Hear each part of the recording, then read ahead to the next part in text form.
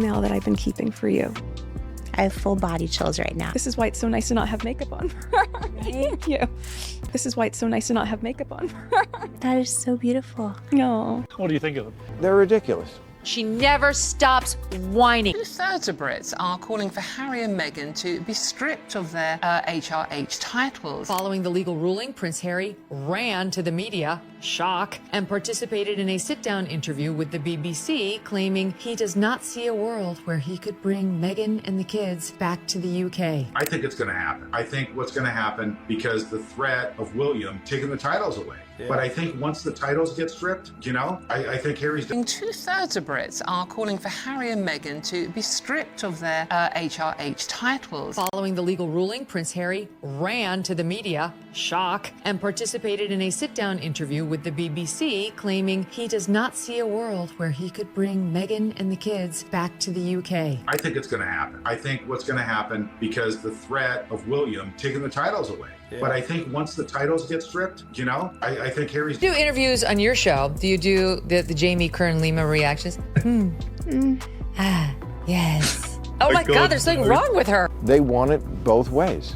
These people were so mean to us and poor us, and we don't want all this attention. 40 minutes into the podcast, this little picture, quite a grainy picture, flashed up, which shows a basket of, homemade preserves with a card on it, HRH, Duchess of Sussex, Meghan. I find it a little bit cringe to give a gift to a close friend and sign it her royal. For attention and a lightning rod for criticism. Her recent podcast appearance, pitched as her rawest, most authentic yet, reignited a firestorm of debate over her intentions, her persona, and the wider implications of her life choices. What began as a softly lit, no makeup, just two girlfriends talking kind of production quickly spiraled into what many saw as yet another curated act in the saga that is the Meghan Markle show. But the question remains, is Meghan truly misunderstood? I have a letter from your husband and your kids. No one's ever seen this before. This is so bad. What is she doing? The whole thing's very emotional. I have full body chills right now. For them to be able to look telling her how great she is. Oh my God. Their whole existence. She loved us so much. It's very selfish of you.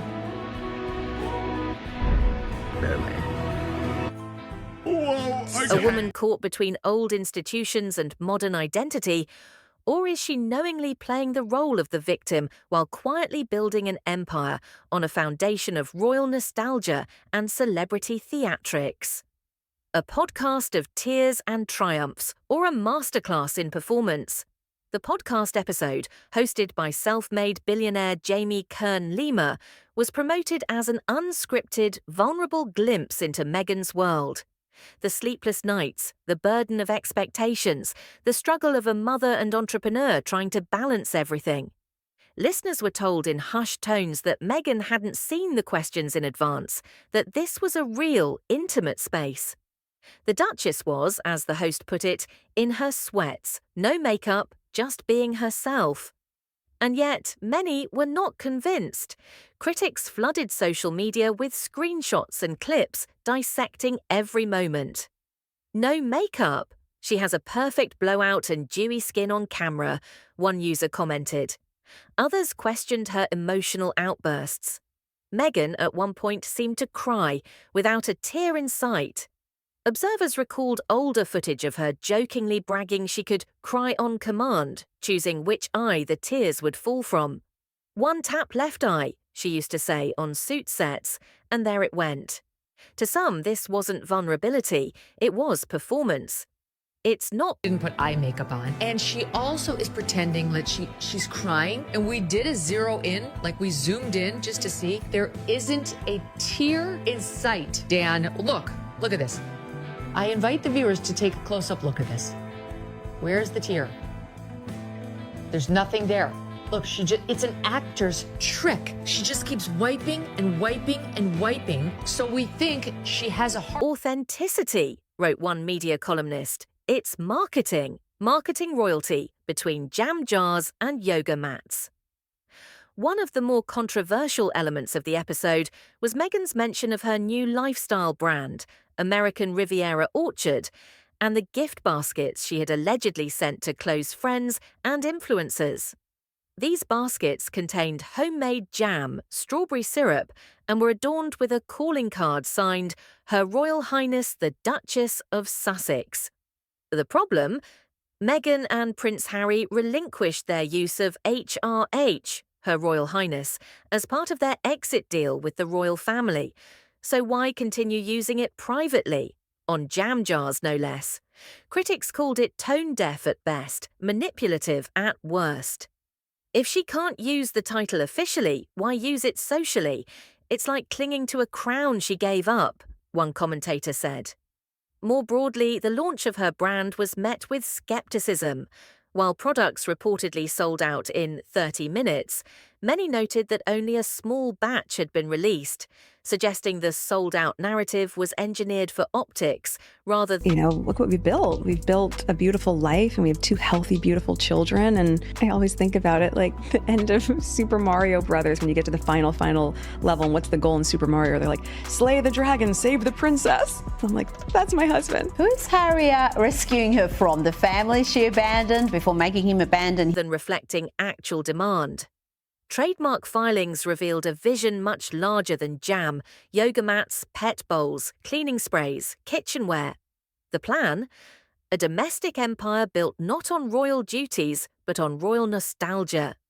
She's turning the palace into Pinterest, one critic sniped. The burden of being Chabiaisky Meghan, victimhood or self-importance. Through the interview, Meghan painted a picture of a frazzled but fiercely dedicated woman, writing emails to her children every night, doing early morning school drop-offs, managing business timelines, replenishing sold-out stock. From 6:30 a.m, I'm on the go, she said. But her depiction of daily life didn't sit well with everyone.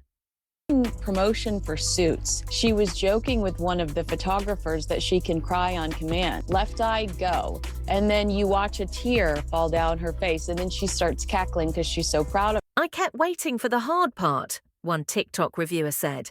Everything she described sounds like what regular parents do every day. Her attempts at relatability, talking about the stress of writing Instagram captions, planning newsletter cadences, and crafting the perfect product story, felt alienating to some.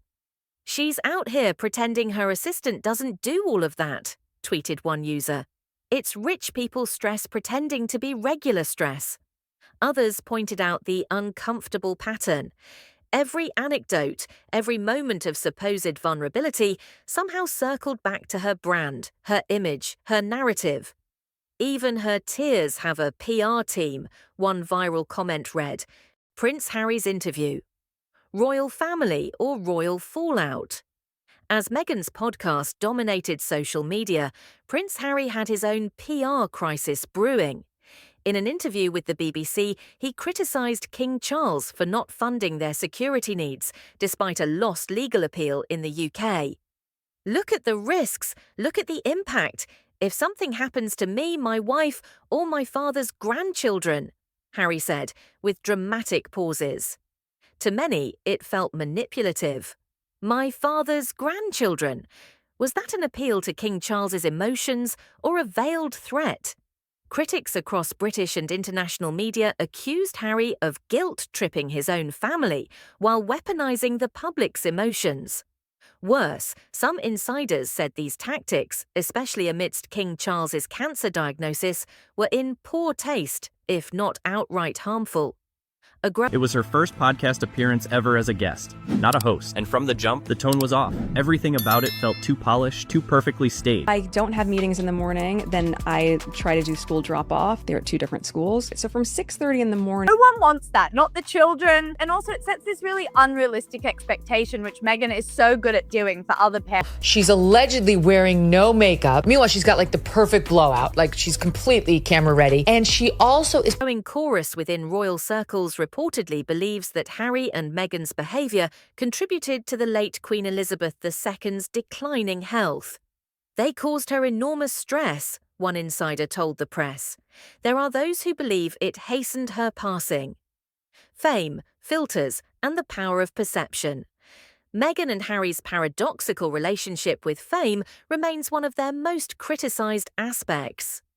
"They say they hate the spotlight," said one royal analyst, "but they don't miss a chance to monetize it." From Netflix specials and Spotify deals to books, docu-series, speaking tours, and now luxury pantry goods, every move they make seems to blur the line between personal healing and commercial exploitation.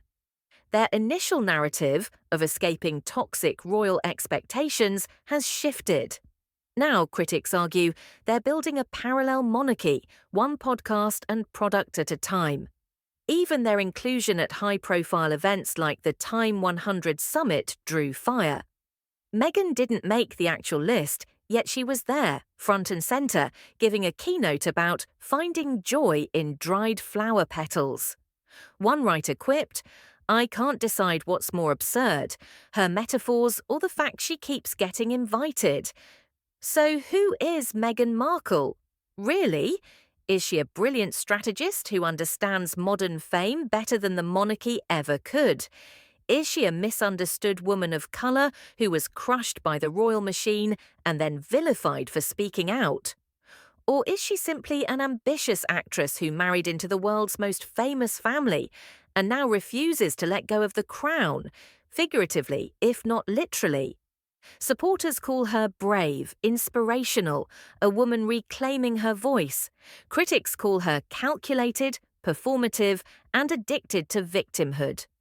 But perhaps the most interesting part of this entire story is not Meghan herself, but the way the world reacts to her. As one commenter wrote, they want it both ways. Poor us, they were so mean, but also, here's our new show about how mean they were. Conclusion, a royal reflection of our own obsessions. In the end, Meghan Markle has become something far bigger than a duchess or a celebrity. She is a cultural mirror, reflecting our obsession with fame, our hunger for scandal, our discomfort with power in a woman's hands. Whether she's cooking jam or crafting podcasts, crying or branding, being sincere or strategic, one thing is certain,